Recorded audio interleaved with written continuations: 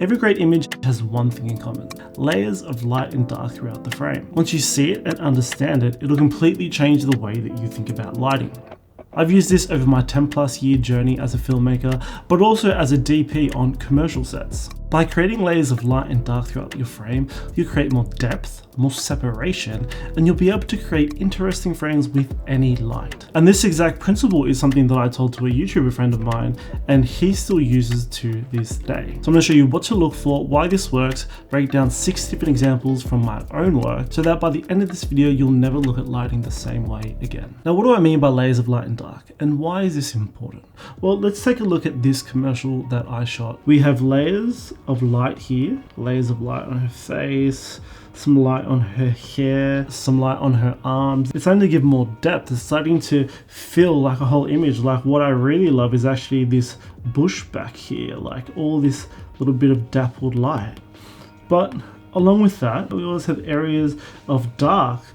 And without all these values of light and dark, this would be a very flat image. The Wandering DP actually popularized a frame that I use to help me remember, which is salt and pepper. Salt and pepper, salt and pepper, salt and pepper across the frame. And I think for a lot of beginning DPs, this is a great way to mentally think about light. Now, there are a lot of ways to achieve this, both naturally with sunlight, but also by bringing in your own lights. And that's something that we'll dive through as we go through some of the examples as we go through this video. Okay, now let's look at our first example and understand the light and dark areas of our frame and why these are occurring. As you can see, this sun is creating this beautiful rim light around our subject. This is something that people would call an edge light or a hair light, but the sun is naturally doing this for us. As you can see, it's also hitting parts of the plant, parts of this bottle, and it's also starting to give us a rim light throughout our image. Now, those are our light parts of our image. And when we start to look at our dark parts, we start to see that we have all of this here, which is starting to give us shape, and it's starting to give us breaks between the light. But see how naturally we have areas of dark and light. This is where I'd like to introduce our first, lighting technique, which is far side lighting. And it's something that I've talked about in a previous video when lighting interviews. But this is a way to help quickly achieve this look without having to think too hard, which is putting our subject between our light source and our camera. And what this allows us to do is to get these natural pockets of highlights. Now, what we've ended up doing is putting a light on this side of our image to help wrap the sunlight around, which is what's occurring in all these sorts of lights. But you're starting to get an idea of how we can start to light some of these different scenes. And what's great is when we go into our tight shots, we still have this nice light shape from our sun from outside.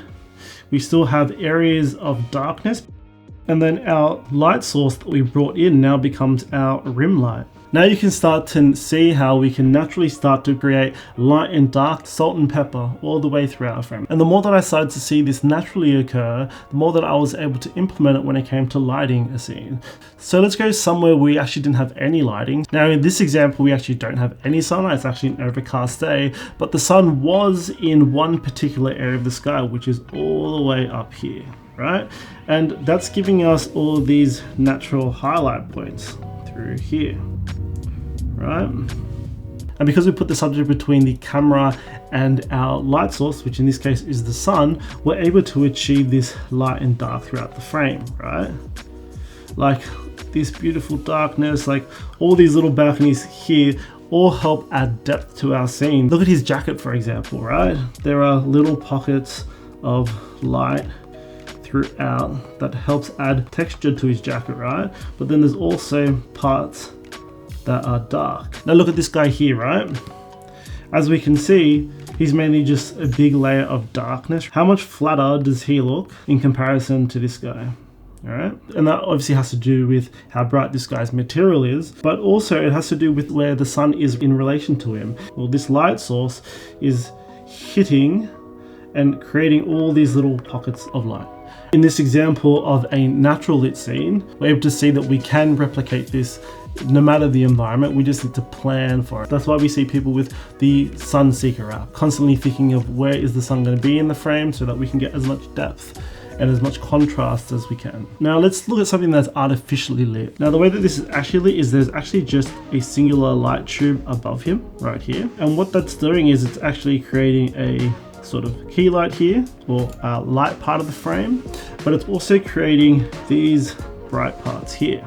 Right? But as we can see, we still have our dark areas of the frame. But just from a singular light source, we're able to create layers of light and dark. In this particular instance, it's not behind him creating a hair light. It's actually right above him creating a key light, but it's also creating an edge light on what he has. And because we've used this as a dirty frame by having this object right in front of him, we're able to create depth and layers of light and dark staggered throughout the frame. We actually have two beautiful practicals here, and we have another one which is actually just an actual light that's on, and what that's giving us is this beautiful gradient of light to dark and this beautiful gradient from light to dark over here, which is giving us more areas of light and dark throughout the frame, right? Like we have light here, we have light here, and then in our background we have dark and dark. But you're starting to see that it doesn't take a lot to get a lot out of an image, but it's still playing on the principle of light and dark. Okay, I'm going to turn off the house lights on one side and leave the house lights on another side, and that's going to be my light and dark. And I'm going to add a light above them, so then between my subject and what he's doing, so then there's an edge light on what he's doing, the subject that he's working on, but also there's a key light on him. And this is a great example of light spaces, not faces. And that's something advanced that I can go into if that's something you're interested in. But here he was actually able to move throughout this scene without us having to relight or introduce new lights or putting a key light up. And the next example that I want to go through is actually this example here, where we're actually starting to see what light does when it goes through objects. Right? We have our light source up here, which looks like the sun, but of course again it's not the sun. It's a 600D that we've put outside blasting through the windows. And I love what's happening in this moment right here. See what happens when it's going through this pencil case holder thing? Like, it's naturally creating different areas, right, of light and dark.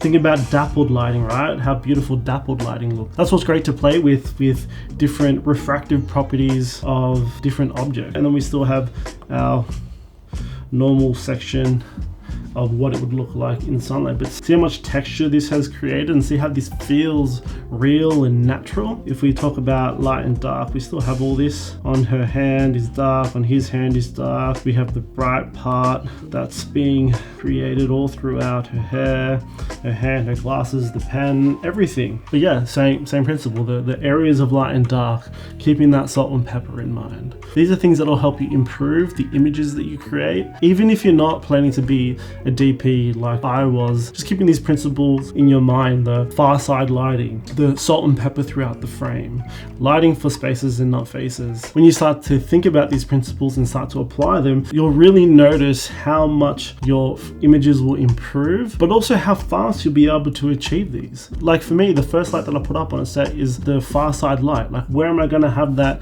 light that's going to be creating all these natural pockets? That's the first thing that I think about before adding any other lights. And if I can only add one light, how can I do this while still be creating a beautiful natural key? We can also do this through color. In this particular scene, we're doing it through cool and warm and cool and warm.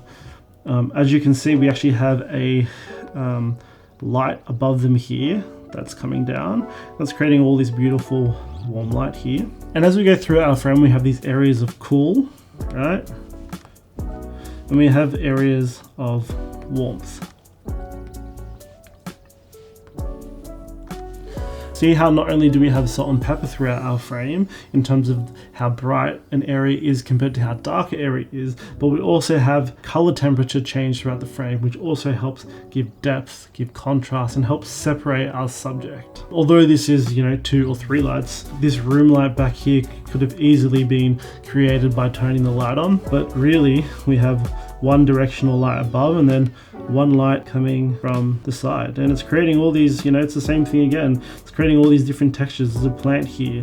It's creating all these different reflective elements here and here. But that's how I like to think about lighting. That's how I like to think about crafting the images that I'm creating. I like to think about, how can I create contrast? How can I create separation? How can I create depth? And where do I put my light source? How can I put my light source in a way that helps create these different layers of light and dark. I hope this video has helped in the way that you think about lighting. I know this principle, this way of lighting helped me when I was in the early stages of my career. If it has, please subscribe and I'll see you in the next video.